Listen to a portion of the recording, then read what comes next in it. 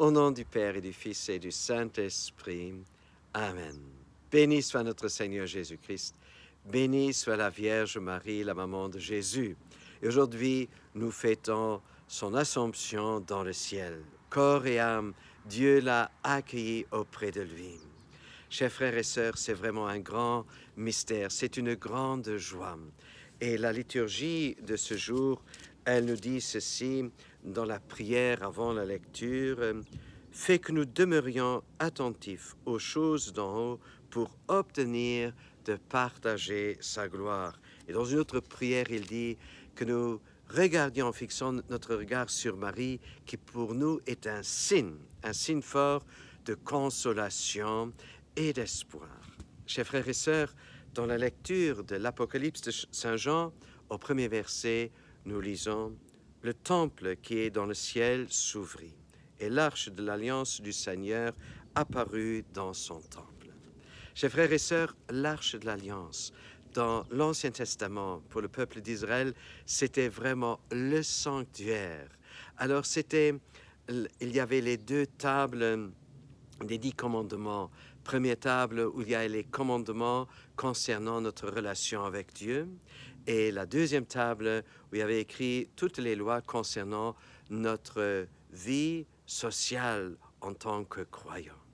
Chers frères et sœurs, et cette arche de l'alliance, plus tard, elle fut mise dans le temple.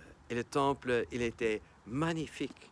Mais la seule personne qui, une fois par année, avait accès à voir cette arche de l'alliance pour alors faire le service, la liturgie de réconciliation, c'était le grand prêtre.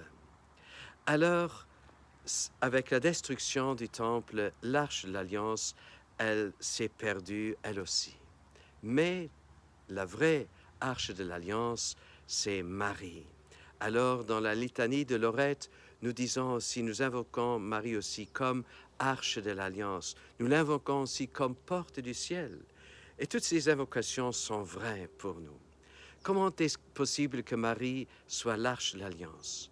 Dans son sein maternel, elle a accueilli non pas des tables de loi, mais elle a accueilli celui qui a accompli toutes les lois et l'amour envers Dieu et l'amour envers les hommes.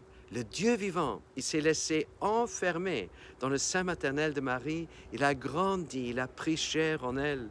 Et chers frères et sœurs, pour Marie, c'était une grande joie. Elle s'est rendue compte de la présence de Dieu, puisque l'arche était aussi le signe de la présence de Dieu.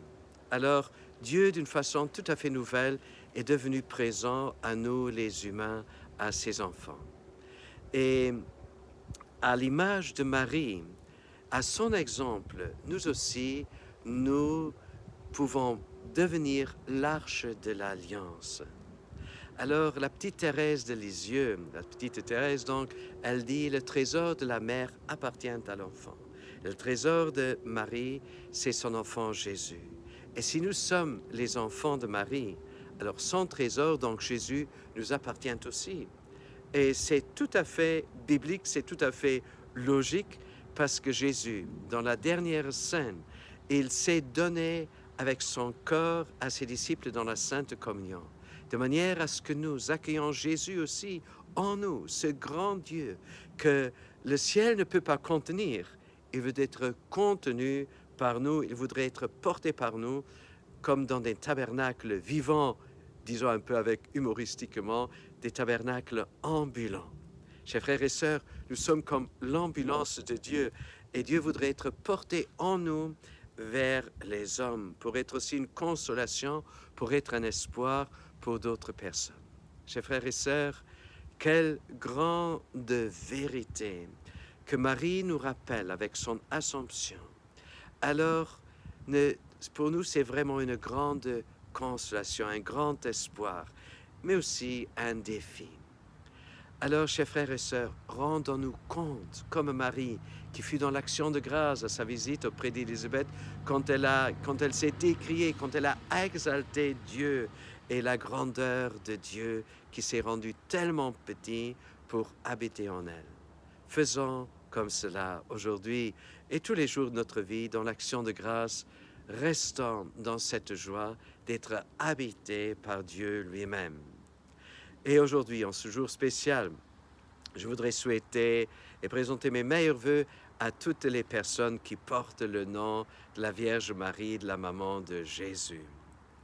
Et que Dieu nous bénisse maintenant, au nom du Père et du Fils et du Saint-Esprit. Amen. À nous tous, une sainte et une bonne fête.